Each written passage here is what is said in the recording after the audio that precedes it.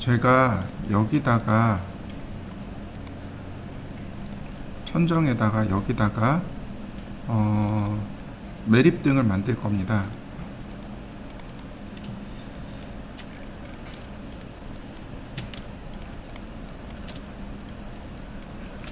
자, 옵셋 대략 절반 정도겠죠? 이렇게 500. 네. 테이프로 재볼까요?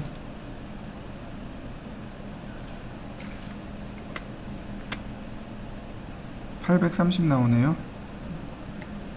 옵셋 그럼 400. 대략 이 정도에 들어가야 됩니다. 우리가 이제 많이 사용하는 매립등은 보통 4, 5, 6인치를 많이 쓰는데 이렇게 보시면 돼요. 6인치 곱하기 2.54 그럼 150mm, 직경이 150mm. 인치로 가요.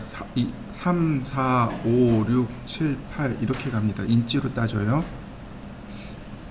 인치로 따지니까 대략 150mm 정도 된다, 이렇게 보시면 되겠네요. 6인치면 120mm, 5 곱하기 2.54 그럼 120mm, 4 곱하기 2.54 100mm 이렇게 나오네요. 자, 무슨 얘기인지 이해되시죠? 전 150mm 짜리를 한번 넣어볼까 합니다. 서클. 자, 150. 지름이 150입니다. 반지름이 150이 아니고. 그러니까 150 나누기 2 이렇게 생겼네요. 얘를 복사할 겁니다. 이렇게 여기까지 나누기 4 이렇게 4개로 나눠 봤습니다.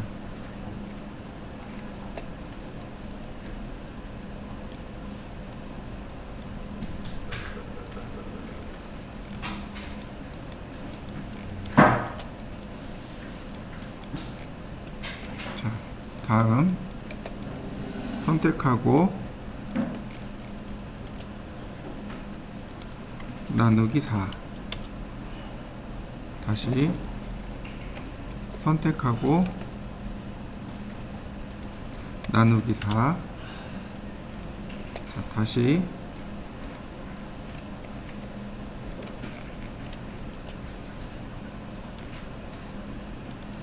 나누기 4. 4개로 했습니다. 자, 간격을 보면 대략 안 잡히네요.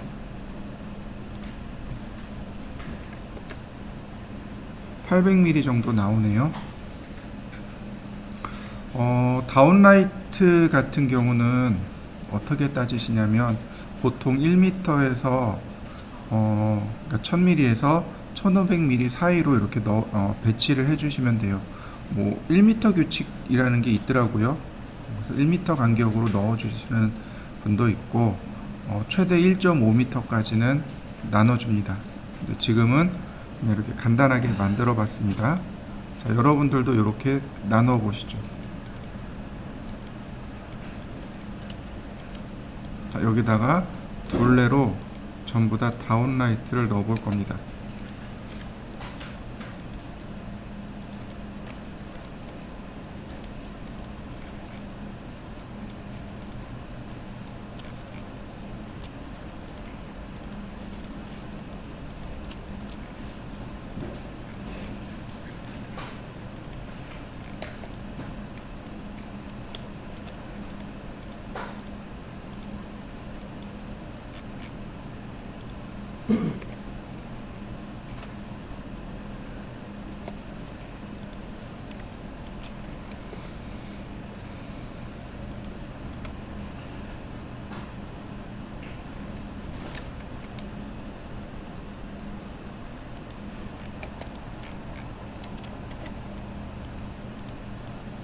자, 깊이는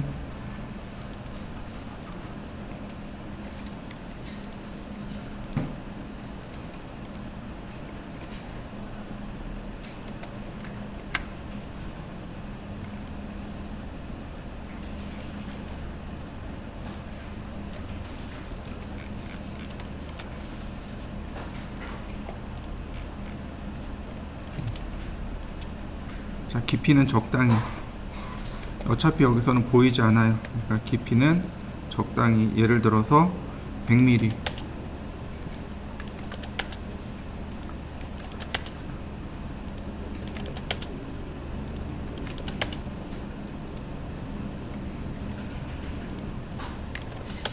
원래 정석대로 그리려면 이렇게 그리시면 돼요. 밑으로 한 10mm, 그 다음에 얘네들을 키워주시면 돼요. 이렇게 두 개 선택해서 스케일로 이렇게 키워주시면 됩니다. 근데 그렇게 안 하고 그냥 푸시앤풀로 100mm 밀어 넣을 겁니다.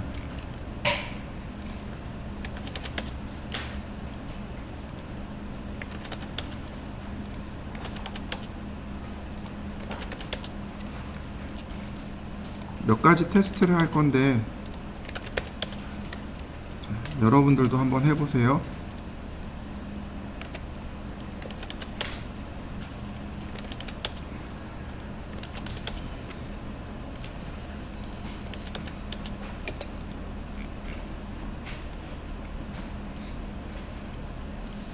자, 그러면 이제 이렇게 천정등이 완성이 됐습니다. 자, 한번 만들어 보시죠. 여기다가 이제 조명 효과를 줘야 돼요. 그죠? 여기다 이제 조명 효과를 줘야 돼요.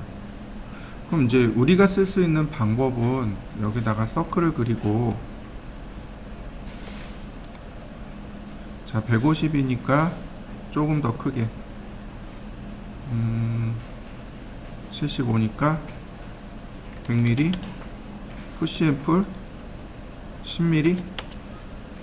자, 예를 들어서 여기다가 옵셋 50mm, 아이고 너무 많이 들어갔다, 한 20mm, 그 다음 푸시앤풀 요렇게 생겼단 말이에요. 그죠? 매립등 요렇게 생겼습니다. 여기다가 이제 우리가 전등 효과를 줄 겁니다. 자, 재질로 들어간 다음, 그 다음에 조명 효과를 줘야죠. 자, 메이크 그룹, 그 다음에 간단하게만 줘볼까 합니다. 이렇게 메시라이트로 간단하게 주었습니다. 그러면 멀리서 보면 어떻게 되나요? 얘 전등 효과로 나오겠죠, 그죠? 자, 간단하게 렌더, 요 전체를 그냥 간단하게 렌더했습니다. 자, 여러분들도 렌더링 한번 해보시죠. 렌더링을 다 했는데 이렇게밖에 안 나와요. 그죠? 이건 그래픽의 한계입니다. 그래픽의 한계예요. 자, 만약에 내가 여기다가 이렇게 빛이 내려오는 효과도 주고 싶어요. 어떻게 하면 할 수 있을까요? 맥스 같은 경우는 볼륨 라이트라는 효과가 있어요. 그래서 볼륨 라이트 효과를 주면 돼요. 근데 스케치업에는 볼륨 라이트 효과가 없습니다. 맥스 이전에 볼륨 라이트 효과가 없을 때 썼던 방법이기는 합니다. 뭐 그냥 그러려니 그러고 보시면 돼요. 좋은 방법은 아닌데, 그러니까 잔머리를 굴리면 여기까지 이렇게 굴릴 수 있다, 뭐 이런 정도의 예제라고 보시면 좋습니다. 자, 서클,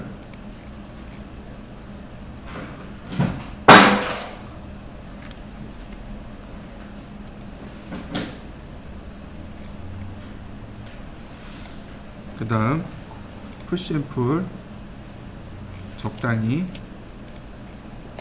스케일, 자, 2배 이렇게 놨습니다. 자, 원뿔이죠? 자, 원뿔을 하나 만들어 보시죠. 이렇게. 자, 재질을 하나 만들 건데요. 그냥 일반 재질이에요. 제너릭 주시면 됩니다. 제너릭을 주시고요. 자, 그 다음 하얀색이네요. 흰색이고,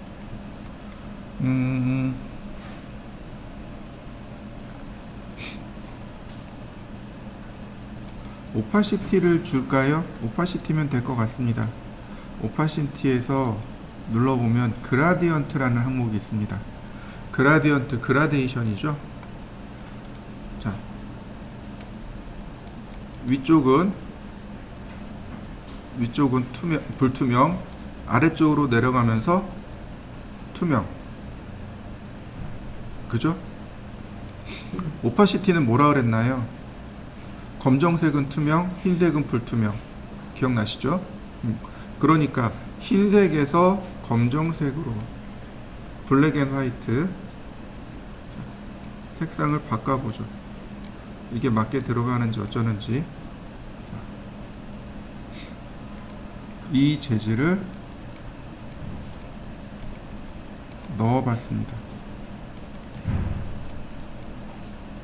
랜덤. 자, 보시면 이렇게요. 흰색, 검정색에서 흰색을 주시고 타입을 V로 주시면 됩니다. V, U, 디지털, 레디얼, 서큘러, 박스, UV, 뭐 포커너, 뭐 이런 식으로 여러 가지가 있습니다. U가 뭐냐면 X축 방향입니다. V가 Y축 방향이에요. 보시면 U, V 또 나와 있죠. U는 가로 방향을 의미합니다. V는 세로 방향으로의 그러니까 세로 방향을 의미합니다. 자, 이렇게 U, 그러니까 V로 놓으시고 그 다음에 텍스처에 들어가시면 여기 리피트 UV가 나옵니다. 이 중에 여기가 U고 여기가 V예요. 이 값을 아주 작게 주시면 돼요. 그러면 이런 식으로 모양이 만들어집니다. 여기 보시면 반복되고 있는 거예요. 여기서부터 이렇게 반복되는 겁니다. 이 값이 더 작으면 얘가 더 밀려날 겁니다. 맥스 같은 경우는 내가 위치를 잡아줄 수 있어요. 근데 얘는 그게 잘 안 돼요. 그래서 적당히 잡으시면 됩니다. 그리고 타일을 안 주셔야 돼요. 타일 주면 안 돼요. 다시 한번 랜덤. 그 다음 하나 또 줘야 돼요. 자, 그 다음 투명도도 좀 주세요. 이렇게. 그 다음에 IOR 값은 1만 줍니다. 그럼 왜곡이 사라질 거예요. 자, 다시 랜덤. 자, 여러분들도 한번 해보시죠. 이렇게 빛이 나는 효과, 그 다음에 이렇게 볼륨 라이팅 효과. 근데 그거 아세요? 이 볼륨 라이팅 효과는 먼지가 많아야 나옵니다. 먼지가 아주 많은 날 빛이 이렇게 내려오는 효과를 볼 수 있어요. 그 언제 보냐면 안개 낀 날 가로등 밑에 가면 가로등에 이렇게 불빛 내려오는 걸 볼 수 있습니다. 그래서 일부러 방송가에서는 그 드라이 아이스인가요? 그 안개 이렇게 막 날려가지고 일부러 이렇게 안개 그러니까 빛이 나오는 그 볼륨 라이팅 효과를 일부러 그렇게 줘요. 얼마 전에도 한번 봤었는데 먼지가 많다고, 저기 먼지 많은 것 같다고 보니 나중에 앞에 가서 보니까 그 드라이 아이스로 이걸 막 날리더라고요. 연기 날려가지고 일부러 만들어냈더라고요. 여기도 이런 효과가 나오는 건 먼지가 많아야 효과가 나와요. 자, 이렇게 한번 만들어 보시고 얘를 저장합니다. 제가 사진에다가 테스트로 저장했습니다. 여러분들도 이렇게 해서 하나 저장해 보시죠. 다시 한번 보면 질감이 이렇게 들어가요. 그냥 일반 흰색이에요. 일반 흰색이고 리플렉션을 줍니다. 위에 리플렉션은 반사고 아래 리플렉션은 왜곡이라고 했습니다. 사물을 투명하게 만듭니다. 근데 이 IOR 값이 굴절률이라고 했습니다. 굴절률이 1이면 하나도 굴절이 안 되는 거예요. 그냥 투과가 되는 겁니다. 이 값에 의해서 투명도가 결정이 됩니다. 그 다음 오파시티 맵을 쓰는 거죠. 흰색, 검정색. 물론 여기다 맵을 이용할 수도 있습니다. 비트맵, 그라데이션 그려가지고 그라데이션 위치 지정해서 그렇게 할 수도 있습니다. 그러나 그렇게 하는 것보다 여기에 이미 이렇게 그라데이션이 있단 말이죠. 그냥 그걸 활용하는 거죠. V 타일입니다. U는 X축 가로 방향으로, V는 세로 방향으로, 그러니까 이렇게 세로 방향으로 됩니다. 만약에 얘를 U로 놔버리면 이렇게 가로 방향으로 들어간단 말이에요. 그러니까 V로 놓고 세로 방향으로 들어갈 수 있게끔 해주고, 그 다음에 이렇게 타일 반복해서 들어가는 거죠. U 타일은 끄고, 그러니까 U 타일, V 타일 끄고 전체 한 장 들어가게끔, 전체 한 장 들어가게끔 해서 주시면, 그리고 나서 렌더링하면 이렇게 끝납니다. 이렇게 사라지는 거죠, 내려가면서. 자, 얘를 저장했습니다. 자, 포토샵에서 불러오도록 하죠. 여기 있네요. 제가 이렇게 불러왔습니다. 자, 여러분들도 포토샵에서 불러와 보시죠. 자, 그러면 여기에 빛이 나는 효과는 어떻게 하면 될까요? 빛이 나는 효과. 자, 제일 많이 쓰는 게 뭐냐면 필터예요. 필터. 필터에 보면 여러 가지 우리가 할 수 없는 것들이 너무 많아요. 그냥 한 번씩 쭉 해보세요. 자, 블루어가 포커스 툴이에요. 그래서 뿌옇게 흐려지게 하는 걸 블루어라고 합니다. 제일 많이 쓰는 게 가우시안 블루어. 지금 보시면 여기 라디어스 값으로 뿌옇게 흐려지게 하는 거 보이시나요? 자, 이해되시죠? 한번 해보시죠. 자, 여기에 모션 블러라는 것도 있고 레디얼 블러도 있고 여러 가지가 있어요. 이런 것들 하나씩 해보시면 돼요. 모션 블러는 움직이는 효과를 준 거예요. 이렇게 움직이는 효과. 자동차 이렇게 빨리 달릴 때 이렇게 찍으면 이렇게 쭉 움직이는 효과 나오잖아요. 네, 그 움직이는 효과예요. 각도와 방향을 줍니다. 이런 식으로. 근데 이거 어떻게 많이 쓰냐면 스테인레스 스틸 있죠. 광택 있잖아요. 광택 부분에 질감 효과로 이렇게 써요. 응용하기 나름입니다. 그 다음에 또 뭐가 있을까요? 레디얼 블루어, 원형 블루어입니다. 스핀이 있네요. 그러면 이렇게 원형으로 된, 주로 그런 시사 집중이나 뉴스데스크 같은 데서 많이 쓰는 효과죠. 레디얼 블루어, 줌, 이렇게 쭉 줌인되는 그런 효과들. 샤픈 효과도 있습니다.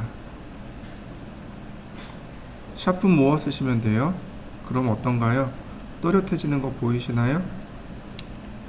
뽀얗던 게 조금 또렷해집니다. 잘 안 보인다고요? 자, 이런 부분도 여기 경계가 조금 흐릿하잖아요. 근데 샤픈 모어를 쓰면 이렇게 경계가 또렷해집니다. 이런 부분들 보시면 돼요. 흐릿하잖아요. 지금 경계가 또렷해지는 거 보이시나요? 샤픈은 이렇게 써요. 여기서 샤픈을 써도 되지만 그냥 아예 필터에 샤픈을 써버리는 거죠. 샤픈 모어, 그 다음 샤픈 엣지. 샤픈은 많이 쓰시면 안 돼요. 샤픈 이렇게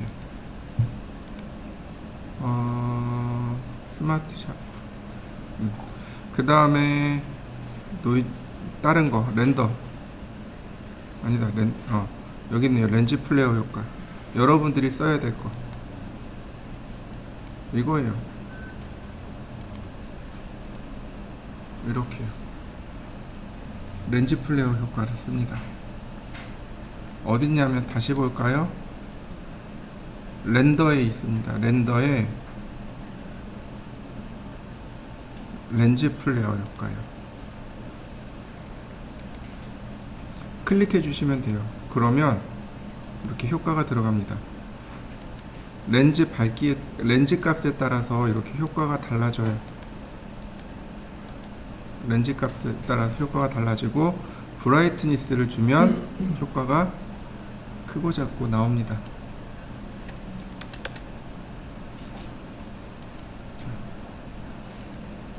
들어간 거 보이시나요? 렌즈 플레어 효과. 확대해서 확대하는 게 아니구나. 이렇게 셀렉션 효과를 주고서 하면은 선택한 것만 확대되기 때문에 조금 보긴 편해요. 이렇게 이 자체적으로 확대가 안 돼요. 이 자체적으로 확대가 안 돼요. 그러니까 선택하고 영역을 지정하고 하면 이렇게 렌즈 플레어 효과가 들어갑니다. 조금 이렇게 자국이 남겠죠, 그죠? 자, 그러면 자국 안 남게 하려면 어떻게 하면 돼요? 자, 영역을 넉넉하게 패더 효과를 좀 주고요. 패더 뭐 한 20픽셀 정도, 그 다음 영역 넉넉하게 지정해주고 다시 렌더 렌즈 플레어, 그 다음에 위치 찍고 클릭. 그럼 어떤가요? 자연스럽게 들어간 거 보이시나요? 렌즈 플레어 효과 많이 써요. 이렇게 클릭해서. 자, 한번 해보시죠. 그 다음에 이렇게도 한번 해보세요. 자, 레이어를 하나 만들고 자, 여기다가 라sso 툴을 이용할 건데 패더 값을 살짝 주면 좋겠습니다. 많이 주지 말고 조금만 주세요. 한 5픽셀. 자, 이런 식으로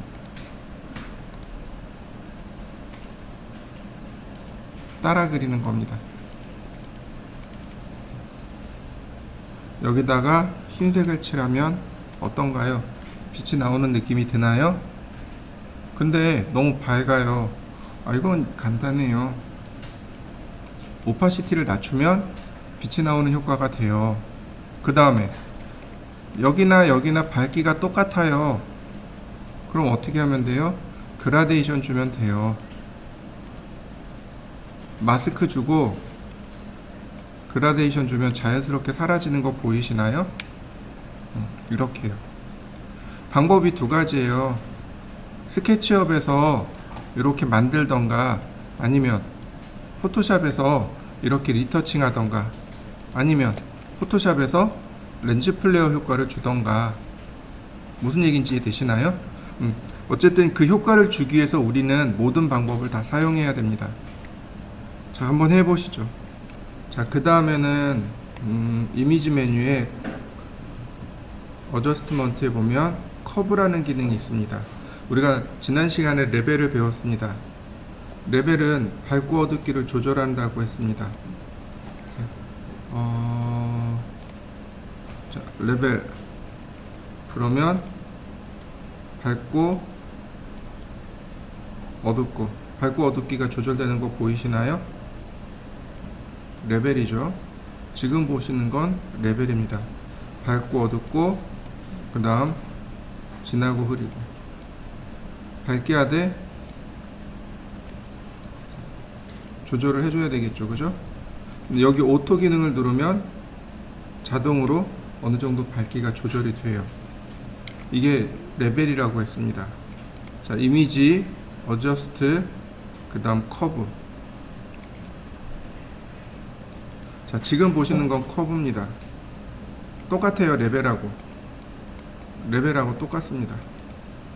이동하시면 돼요. 자, 보세요. 자, 드래그. 어두워지고 밝아지고. 맞나요? 어두워지고 밝아지고. 근데 이렇게 올라가면, 이렇게 내리면 얘는 또 달라져요. 달라지는 거 보이시죠? 근데 더 복잡하게 해볼까요? 이렇게요. 커브를 내린 겁니다. 대각선으로. 자, 밝고 어둡기라 그랬어요. 그죠? 그럼 얘는 뭘까요? 아웃풋은. 제가 레벨에서 요거 아웃풋이라고 설명드렸죠.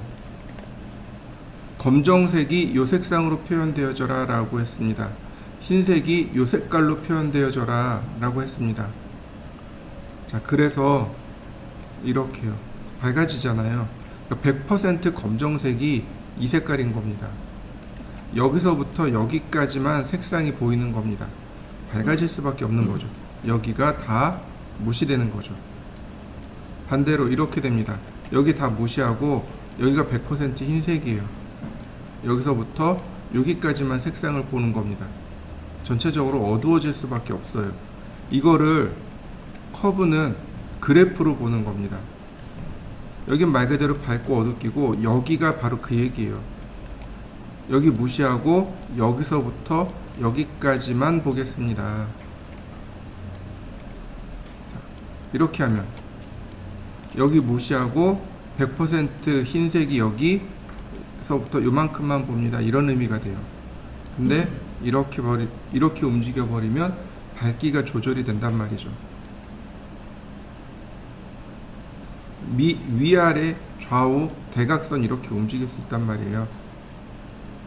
그러니까 커브가 사용하기가 훨씬 더 좋은 겁니다. 근데 더 놀라운 건 뭐냐면 중간에 클릭을 하면 이렇게 커브를 그릴 수 있습니다. 곡선을 그릴 수 있어요. 이런 식이 되겠군요. 좀 어두운 부분은 밑으로 내려서 조금 더 어둡게 하고 밝은 부분은 위로 올려서 조금만 더 밝게 하고 그랬더니 명암이 더 또렷해졌네요. 한번 해보시죠. 이 커브는 되게 재밌는 게 이 커브를 가지고 어떤 사람이 예술을 하는 사람이 있어요. 커브 그래프를 이렇게 강하게 이렇게 그래프를 강하게 놔버리면 크롬 질감처럼 이렇게 바뀌어요. 이 크롬아트라는 게 있어요. 크롬처럼 인물을 크롬처럼 변경시켜 가지고 쓰는 예술이 있습니다.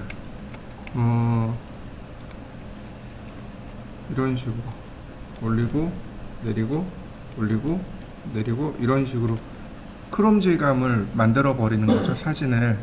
그래서 이거 가지고 아트를 만드는 사람도 있습니다. 이런 식으로 그래프가 굉장히 급하죠, 그죠? 이렇게 하면은 크롬 질감이 돼 버립니다, 사진 자체가. 그래서 이걸 가지고 예술에 접목해서 쓰는 사람들도 자주 있습니다. 그래서 보통 그래서 레벨하고 커브 굉장히 많이 써요. 커브를 선호하는 사람이 더 많아요. 일단은 오토로 이렇게 오토로 체크한 다음에 그런 다음에 작업을 하면 돼요. 이렇게 낮추거나 네. 조금 더 밝게 하거나 조금 더 어둡게 하거나 뭐 이런 정도. 이 조절점들은 쭉 드래그해서 그래프 바깥으로 뽑아내시면 됩니다. 이렇게요. 그러면 금방 사라져요. 그래서 보통 이렇게 조금 낮추고 조금 높이고 그러면 금방 조절이 맞습니다. 여기 연필 그림은 뭐냐면 내가 연필로 이렇게 조절해 줄 수 있는 겁니다. 이렇게 Alt키 눌러서 리셋.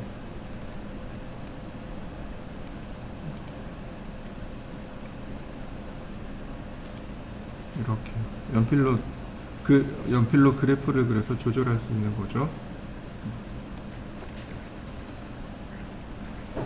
자, 그 다음에는 자, 컬러 바란스, 네, 색상을 맞추는 거죠. 빨간색, 초록색, 그 다음 녹색, 마젠타색, 색상을 움직이는 겁니다. 이렇게 어떤 색상을 표현하고 싶은지 그렇게 조절해 주고 싶은 쪽으로 이렇게 끌고 가면 색상이 이렇게 바뀝니다. 이렇게 되겠네요. 자, 한번 해보시죠. 자, 그 다음에 또 보시면 뭐 블랙 앤 화이트네요. 자, 이런 식으로 색상을 한 개씩 조절할 수 있네요. 자, 얘도 한번 해보시죠.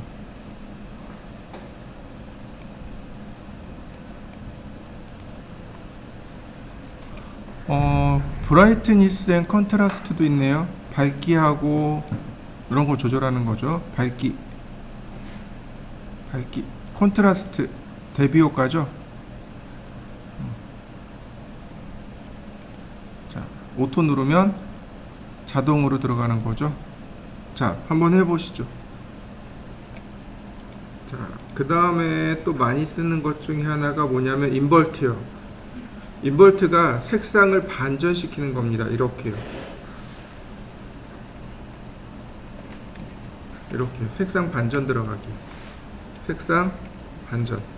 굉장히 많이 써요. 자, 제가 이미지를 하나 이렇게 가지고 왔습니다.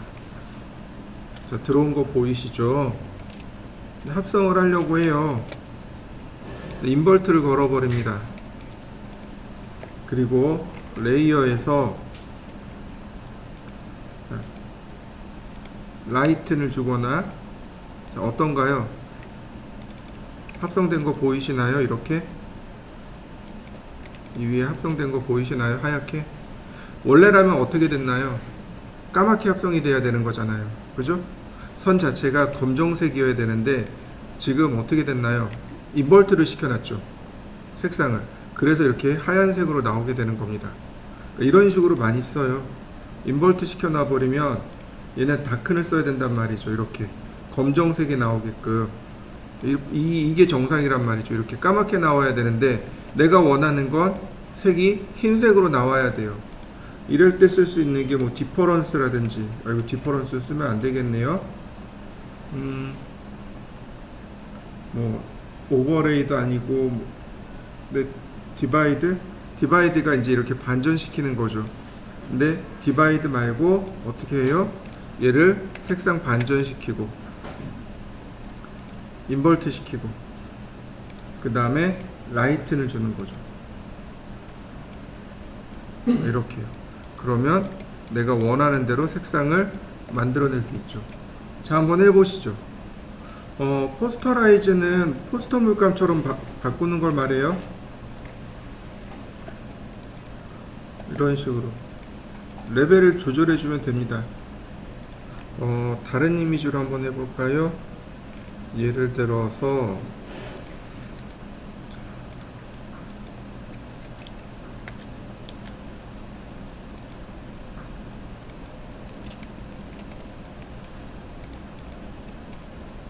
자, 여기다 한번 줘보죠. 포스터라이즈를 주면 포스터 물감으로 그린 것처럼 되는데, 여기 레벨을 조절하면 레벨 수에 따라서 이렇게 바뀌게 됩니다. 이런 식으로 점점 사진처럼 변해가는 거 보이시나요? 최대 255등급까지입니다. 이런 식으로 레벨 2면 한 두세 가지 색상으로 뭐 이렇게 보시면 돼요. 그러면 어떤가요? 물감으로 그린 것처럼 나온 거 보이시죠? 자, 한번 해보시죠. 유사도라고 합니다. 얘도 마찬가지로 비슷한 정도를 이렇게 조절해주는 유사도인데, 요걸로 조절하시면 뭐 흰색, 검정색 이런 식으로 조절할 수 있고요. 자, 여기다 한번 적용해 보도록 하죠. 자, 이런 식으로 유사도입니다. 흰색과 검정색에 대해서만 이렇게 반응하는, 즉 밝기에 대해서만 반응하는 겁니다. 자, 한번 넣어 보시죠. 오토톤, 오토 콘트라스트, 오토 컬러입니다. 톤이죠. 오토톤, 그 다음 콘트라스트, 대비, 오토 컬러, 색상을 자동으로 보정해 주는 거, 오토 명령어입니다. 얘네들도 하나씩 해보시죠. 자, 그 다음에 이미지 사이즈가 있고 캔버스 사이즈가 있습니다. 이미지 사이즈는 말 그대로 사진의 크기를 조절하는 게 이미지 사이즈예요. 여기서 예를 들어서 제가 1024로 키웠습니다. 그럼 사진 자체가 1024로 커지는 거죠. 예를 들어서 이미지 사이즈에서 제가 768로 줄였습니다. 그럼 사이즈를 줄이게 됩니다. 말 그대로 사진 정보에 대한 것을 키웠다 줄였다 하는 건데, 문제는 이거예요. 사진 정보를 줄일 수는 있습니다. 근데 키울 수는 없어요. 무슨 얘기인지 이해되시나요? 이 사진 정보를 줄일 수는 있어요. 근데 키울 수는 없습니다. 사진 정보를 키운다는 얘기는 여기 나와 있는 이 픽셀들을 쪼갠다는 얘기예요. 그래서 키운다는 얘기입니다. 픽셀을 키우는 게 아니에요. 픽셀에 대한 크기는 딱 고정되어 있습니다. 픽셀이 고정되어 있기 때문에 이미지를 키우거나 줄이거나 하지 못해요. 결론은 뭐냐면 픽셀을 쪼개는 겁니다. 무슨 얘기인지 이해되시죠? 픽셀을 쪼개서 키우는 거예요. 근데 한번 보시죠. 여기 있는 이 색상에 대한 정보가 딱 고정되어 있잖아요. 이걸 쪼개봤자 똑같은 색이란 말이죠. 그래서 키우질 못해요. 포토샵 작업할 때 제일 중요한 건 그거예요. 큰 해상도의 작업으로, 큰 해상도의 이미지로 작업하다가 조금 작게 줄이는 건 돼요. 근데 작은 해상도로 작업하다가 이미지를 확 키울 수는 없다는 얘기죠. 무슨 얘기인지 이해되시나요? 이거 되게 간과하는 경우가 많아요. 불러드린 정보가 이미지가 작은 거예요. 그럼 큰 사이즈로 이렇게 키워서 작업하고 그냥 이렇게 무시하는 경우들이 많거든요. 근데 절대로 그러시면 안 돼요. 왜냐면 픽셀 정보가 딱 고정되어 있기 때문에 이걸 키워봤자 똑같은 픽셀이란 말이죠. 이거 4조각 낸다고 해서 색깔이 바뀌는 거 아니잖아요. 그죠? 똑같은 색상이란 말이죠. 그래서 포토샵 작업은 항상 큰 사이즈로 작업합니다. 그래서 작게 줄이는 방향으로 끌고 가요. 물론 요즘 좋아져서 작은 걸 크게 키울 수 있다고는 해요. AI가 좋아진 거죠. 프로그램이 좋아진 거죠. 그걸 보정을 해줍니다. 색상 보정을 해서 자동으로 보정해서 이미지를 키워준다고 해요. 근데 퀄리티가 아무래도 조금은 떨어져요. 1%라도 떨어지게 마련입니다. 그러니까 여러분들은 명심해 두셔야 될 게 항상 큰 해상도의 이미지로 작업을 하셔야 됩니다. 작은 해상도의 이미지로 작업하시면 안 돼요. 그 다음에 캔버스 사이즈는 뭐냐면 종이의 크기예요. 종이의 크기. 예를 들어서 지금 여기 앵커가 있습니다. 이 화살표 방향으로 커지란 뜻이 돼요. 단위가 자 이렇게 돼 있네요. 가운데다 놓고 1024 여기 768 그럼 뭐가 늘어나는 거예요? 이렇게 캔버스가 늘어나는 겁니다. 종이 그러니까 사진 위에 액자가 커지는 거예요. 근데 간혹 줄이는 경우도 있단 말이죠. 얘를 줄이는 경우도 있어요. 그럼 어떻게 될까요? 액자를 줄이면 작은 액자에다가 큰 사진을 넣으려면 어떻게 해야 되나요? 사진을 잘라야 되는 거죠. 네. 자를 거냐고 물어보는 겁니다. 이렇게요. 이해되셨나요? 자, 2가지 한번 해보시죠. 자, 그 다음에 보시면 이제 우리가 이제 크롭 툴을 한번 써본 적이 있어요. 크롭 툴이 자르기죠. 내가 원하는 대로 이렇게 이미지를 조절해서 자를 수 있다라고 했고, 그 다음에 방향도 이렇게 조절해서 자를 수 있다라고 했습니다. 기억나시나요? 자, 이렇게도 가능해요. 마큐 툴을 이용해서 선택한 다음에 이미지 메뉴에 가면 여기 크롭이라는 메뉴가 활성화됩니다. 이때 클릭. 그러면 잘라집니다. 자, 다시 한번 볼까요?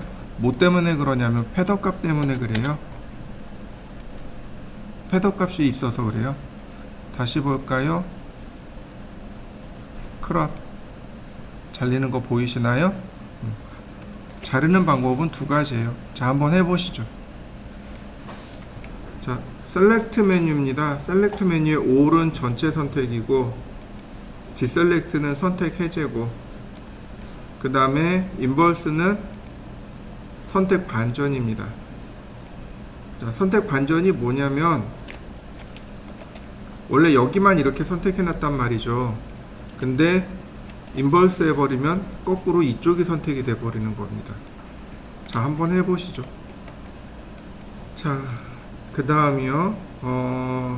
보시면 다른 건 다 되고, 자, 여기 일단 선택을 한번 해볼까요? 자, 선택을 했습니다. 셀렉트 메뉴에 보면 모디파이가 있네요. 보더 테두리, 테두리의 두께 10mm. 그러면 이렇게 테두리가 생겨납니다. 그래서 이렇게 테두리를 만들어낼 수 있습니다. 한번 해보시죠.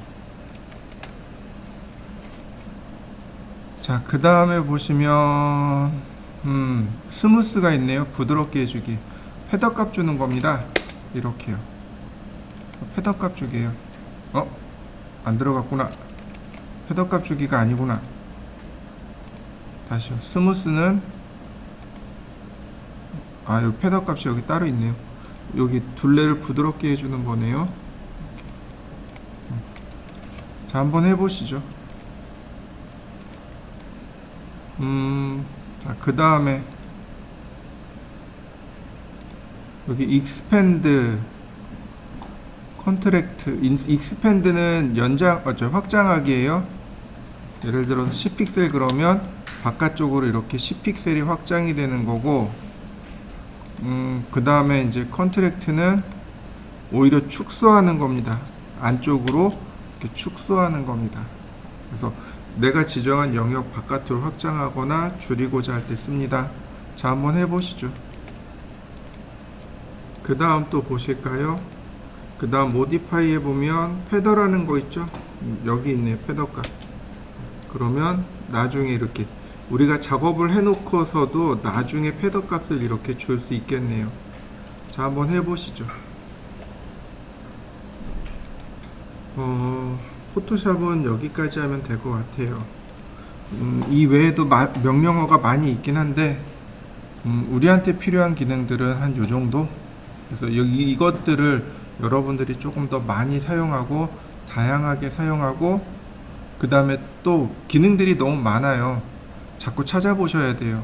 그래야 어떤 효과를 낼 수 있는지, 어떻게 할 수 있는지 찾아볼 수 있겠죠. 자, 원래 이렇게 생겼어요.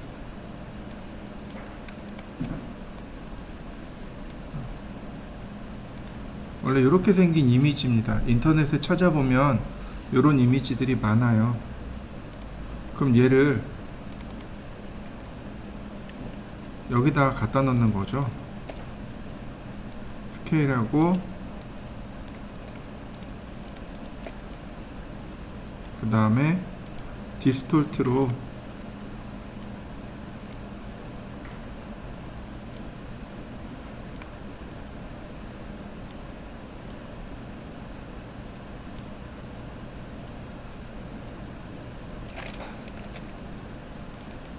책이 들어간 것처럼 보이나요? 이렇게. 그러니까 우리가 모든 걸 다 3D에서 해야 될 필요는 없어요. 3D에서 하면 좋기야 하지만 100% 되는 것도 아니고, 그래서 포토샵이랑 항상 이렇게 왔다 갔다 하면서 작업하시면 돼요. 포토샵이 편할 것 같으면 포토샵에서, 3D가 편하면 3D에서 적당히 조절해 가면서 작업하시면 됩니다. 이런 경우 이제 여기에 그림자가 이렇게 들어가야 되잖아요. 그림자는 어떻게 만들면 좋을까요? 자, 이렇게요. 레이어 복사하고, 자, 여기 있는 레이어를, 자, 컨트롤 T, 그 다음 플립 버티컬,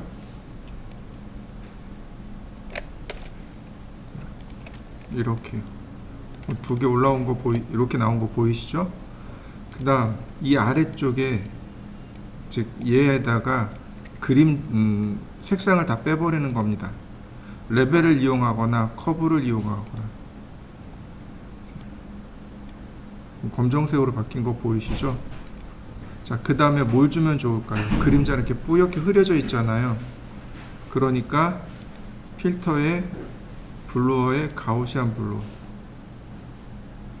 네? 왜 안 뜨나? 필터, 블루어.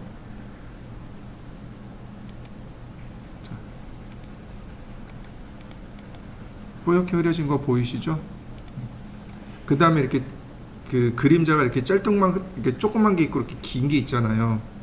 그러니까 프리트랜스폼을 이용해서 스케일로 줄이는 거죠, 이렇게. 그러면 그림자가 짧아진 거 보이시죠? 여기에다가 디스토트를 이용하면 그림자의 방향도 조절되는 거 보이시나요?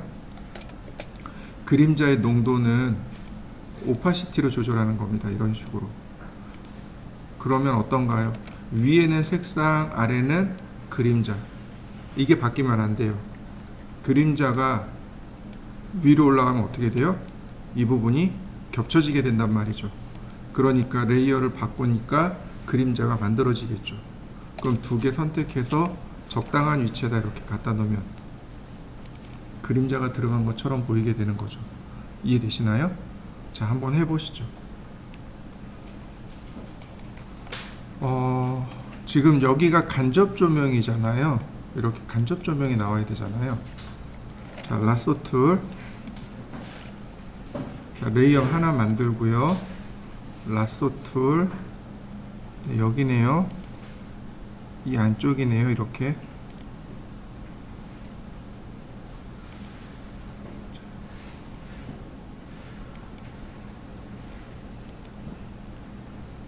이렇게 나오는 거죠. 조명이. 적당히 다시 안쪽으로 하나를 또 뺍니다. 빼기.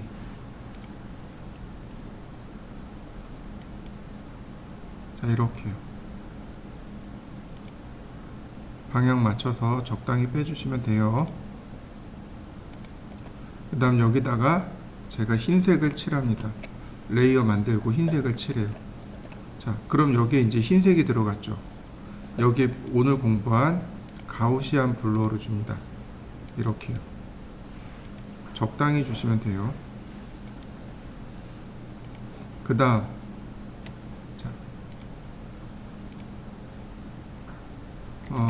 마스크를 먼저 줄까요? 마스크를 주고 지우는 거죠. 이렇게. 그 다음에 어딘가요? 여기네요. 이 부분이네요. 이쪽으로는 빛이 내려오면 안 되니까. 그럼 빛이 나오는 효과가 됐나요? 그린 거죠. 그죠? 그 포토샵에서 다 그리는 거예요.